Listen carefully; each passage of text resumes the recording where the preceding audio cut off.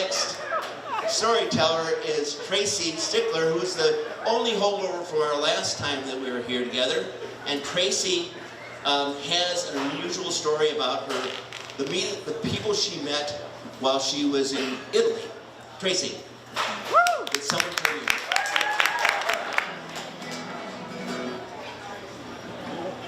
Buonasera, buonasera. I need some space. This is a big story.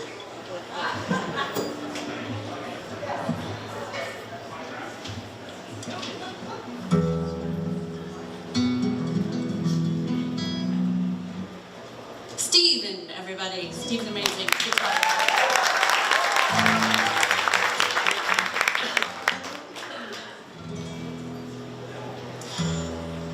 My love for travel started at the brave and adventurous age of 5. I packed my red, going to grandma's suitcase, boarded an airplane, assured my mommy, "You can go now, I got this." And I became good buds with a super cool flight attendant who gave me stellar VIP service. Front row, Hello Kitty coloring book, and spoiled time with my grandparents. Yeah, this travel thing rocked. As a teen, I ran into the kitchen when my mom was washing dishes and asked, "Don't you want to travel the world? Aren't you wondering what people in Ireland are doing right now?" No, not really. Crap. That did not work. So, I took my travel curiosity into my own hands with my mother's encouragement, and at the clueless age of 22, I became a United Airlines super student. New York based, first class baby. Well, I worked first class. And when I traveled, it was F-R-E-E. But I stayed in the States. However, 10 years and 2 airlines later, I was booking my own big adventure outside of the country. Italia. For as long as I can remember, I have had a love affair with all things Italy. Big family gatherings, sipping a tiny dark espresso in a piazza, dunking fresh, crusty bread into green, grassy olive oil, drinking a luscious, locally made red wine. Are you drooling too? Yeah. And hello, dark and handsome. Didn't take much to convince my best friend Tanya to tag along with me. This was a fly by the seat of our pants adventure to Rome, Florence, and Venice. There's just one glitch. When you fly non-rev, aka full free, there's a give and a take. As in, give up your seat to full-paying passengers and take whatever the heck else you can get. In New York, we watched our direct flight to Rome leave without us. So we ran up and down JFK, and it's big, begging for seats on any Delta airline flight to anywhere in Italy. Hours later, and a really long hangout at a Chili's bar, we surrendered to day 1 failure. Who needs Rome anyways? I mean, we found a nice motel close to the airport. It had mirrors on the ceiling and free porn on the hanging television. Oh crap, my mom's calling. Hey, Mom. Yeah, we're fine.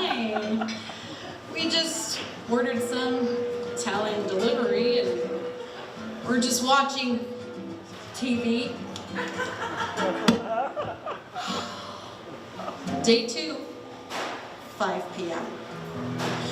Hallelujah! First class to Milan. Faith restored in my travel community. And my best friend liked me again. Tanya and I were cheersing each other with white wine, little mini movie screens, gourmet food, awesome comforters, and first class Delta Airline travel packs all the way across the Atlantic night sky. Now, as classy as it was, I gotta tell you, that cabin turned itself into a first-class flying fart bomb after 12 people consumed rich, creamy meals and dessert, and then snuggle themselves to sleep in fancy recliners.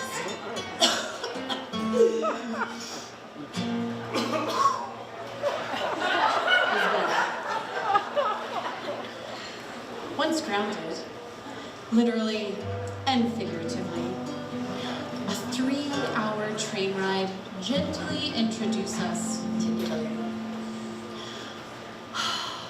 Suddenly, my soul was at peace, and time slowed down. Green rolling hills and architectural history gracefully appeared. Suddenly, we were 2 humbled Americans in awe of such beauty and talent. But first, food. Right. Meeting all expectations, our first meal in Italy caused head tilt, eye roll, and female food moans. It was so good. And it was soup, and bread, and wine. But these people, they know how to appreciate. Tourists hustled about, but locals, hustle. What is that?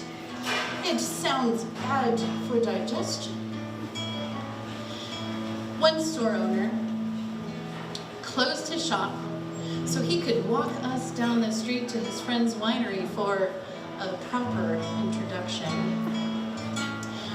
Somehow, we befriended 2 culinary students in Florence, and we had mind-blowing supper. And I got to experience my espresso in the piazza at midnight.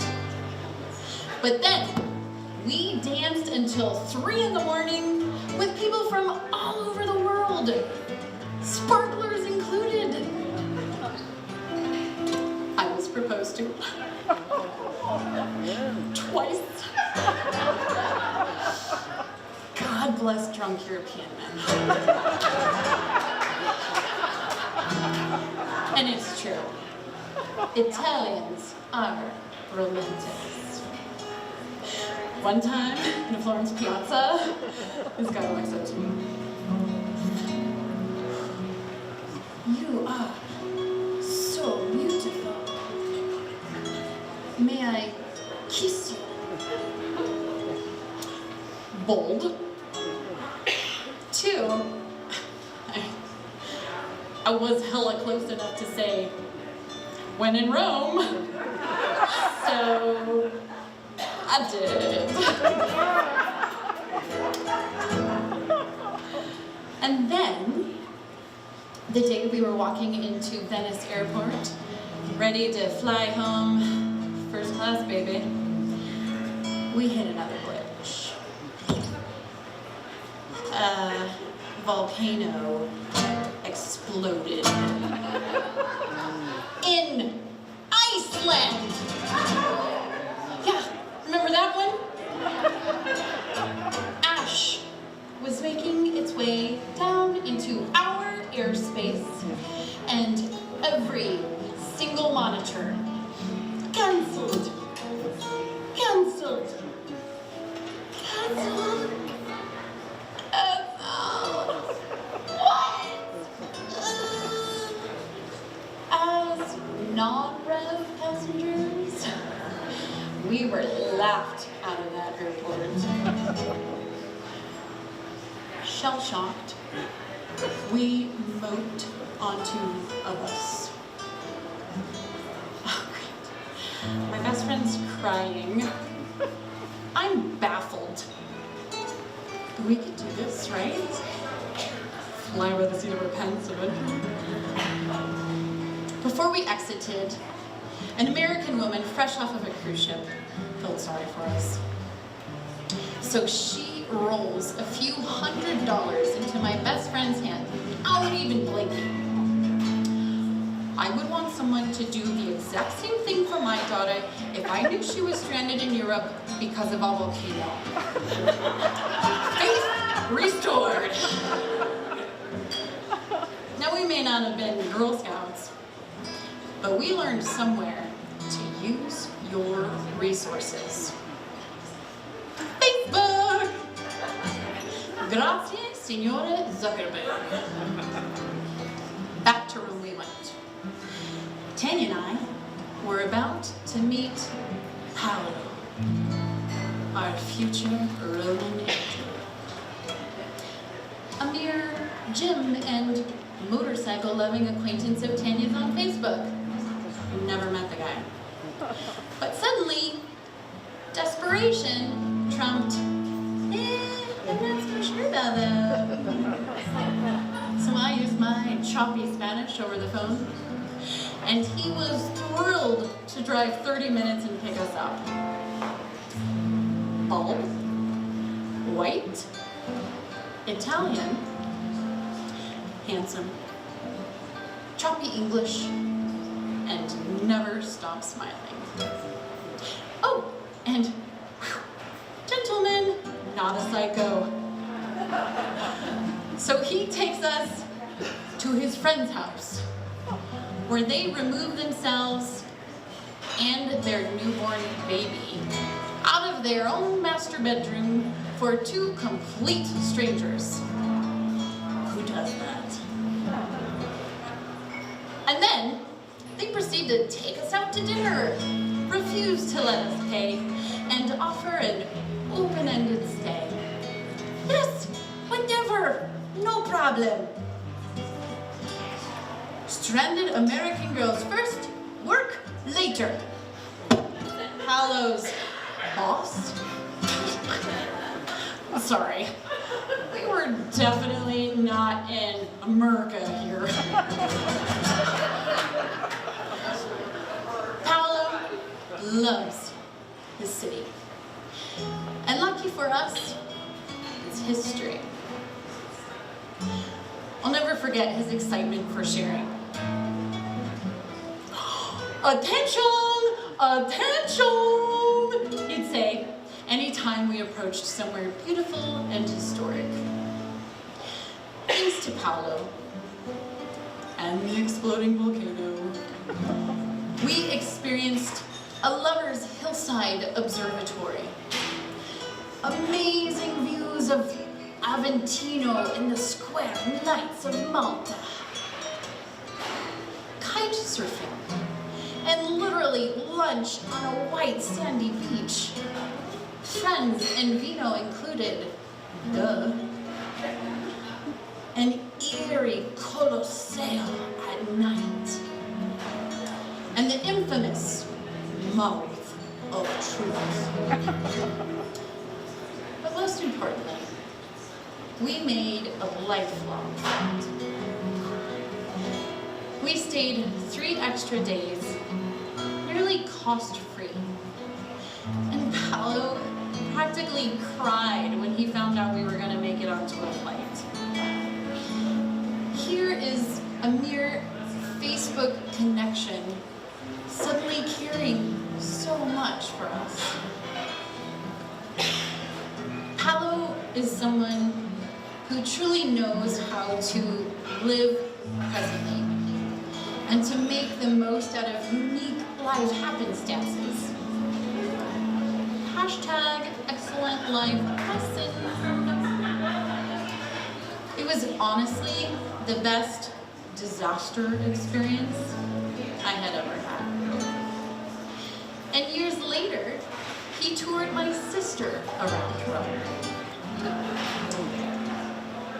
So now, I can tell my younger, curious self that I know what people thousands of miles away are doing.